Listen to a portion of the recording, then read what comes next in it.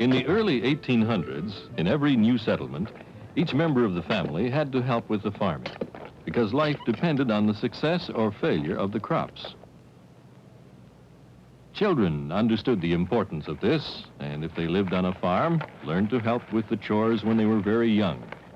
Working side by side with their parents, they learned to gather the eggs, chop wood, and feed the farm animals. Almost as soon as a boy could walk, he would be taught to yoke the oxen. He learned to control them from an early age, as they were used for many tasks. As soon as the fields were cleared of stumps, the farmer would be anxious to plow and prepare the soil for the first crops. As the oxen pulled the wooden plow, the iron plowshare bit into the soil and turned it into a furrow.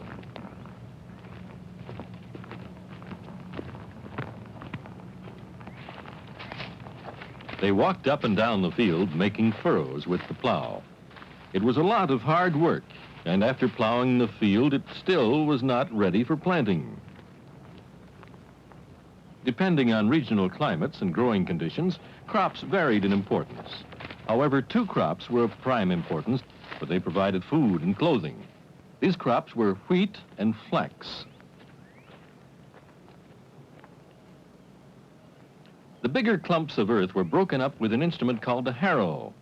The farmer was able to build his own harrow, as it was a simple wooden frame that had large spikes driven through the wood.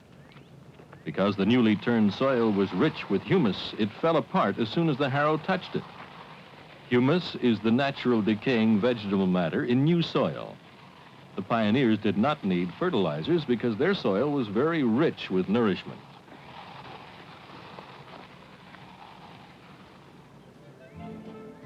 After harrowing, when the farmer was satisfied that his fields were ready for planting, a seeder was filled with wheat or flaxseed. Walking slowly up and down the field, the farmer's son tossed or broadcast the seed by hand. Corn was a welcome change as a vegetable and also supplied fodder for the pigs and cattle. The settlers learned to plant corn the way the Indians planted theirs, in little hills with several seeds to each hole.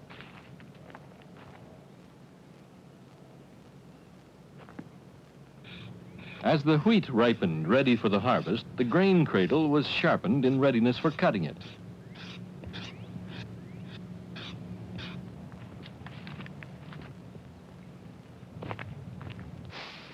The farmer cut swaths of grain which toppled neatly into the fingers of the cradle and then slid into a row on the ground.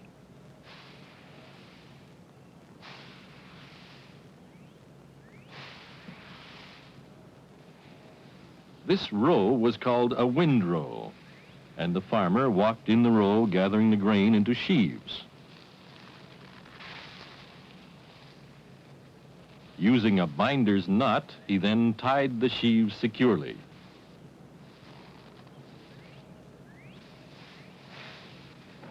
Several sheaves were piled together to dry in the sun. At threshing time, the sheaves were lined up with their heads together for flailing. Flailing was one of the hardest farming chores. It separated the grain from the wheat stems.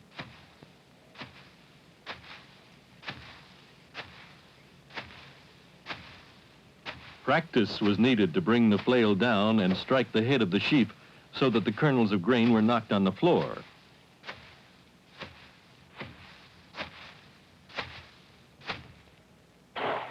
The grain from the floor was carefully shoveled into a blanket or basket.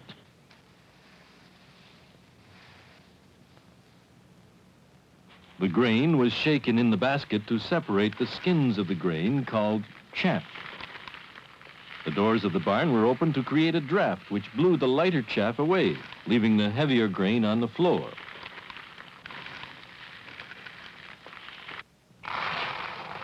The grain was poured into the hand quern, which was used to grind it into flour.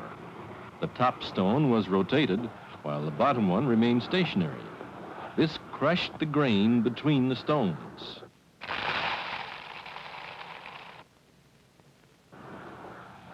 The flour that poured out through the opening was very coarse, but wholesome. This flour was baked into delicious bread.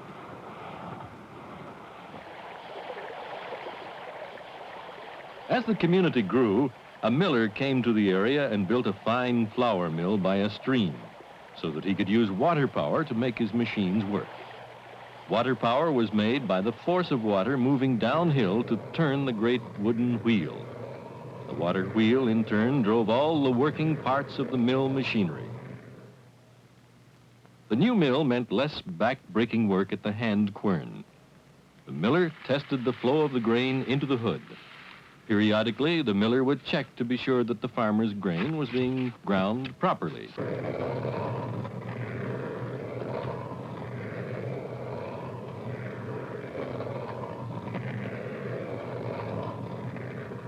Once the miller was satisfied with the texture and quality of flour, it was bagged and ready for the farmer. The miller had customers who did not have ready cash to pay for their milling, so he was often paid in toll. That is, he kept one bag of grain in 10 as payment for milling.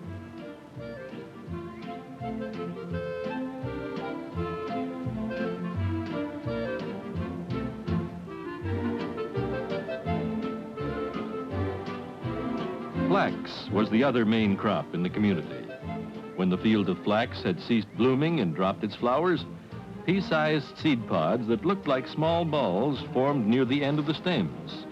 The flax plants were then pulled from the ground by hand to preserve the longest possible fiber. Hidden in the stem of the plant was a length of fiber that, carefully worked, could provide linen for clothing the family.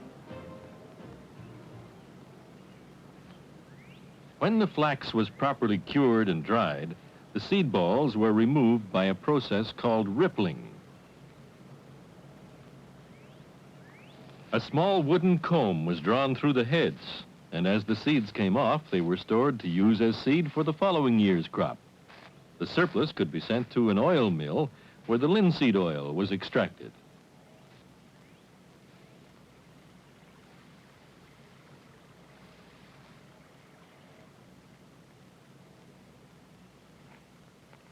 The next step in processing the flax was the retting of the plants.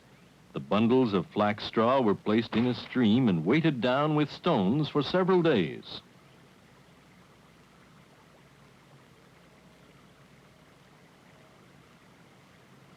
When the water had dissolved enough of the gummy mucilage that held the outside fibers to the core, the flax was taken from the stream and spread out to dry.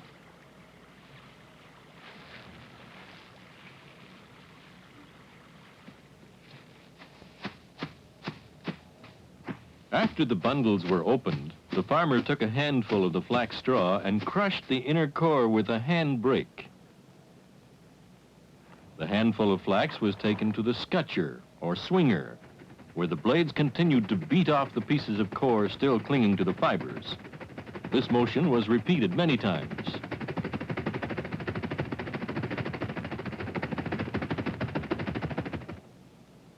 By drawing the fibers through the heckles, which resembled sharp iron teeth set on a board, the fibers were combed out and separated, leaving short, broken, or twisted fibers used for making yarn to be woven into coarse cloth sacks or bed ticks, or spun into yarn large enough for wicking for lamps and candles, string and rope.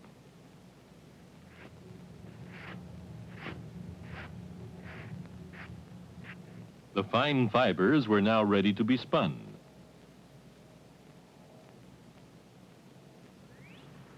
Fall brought the ripening corn, and the settler couldn't resist a look at the ears to see if they were plump and full and ready to be harvested.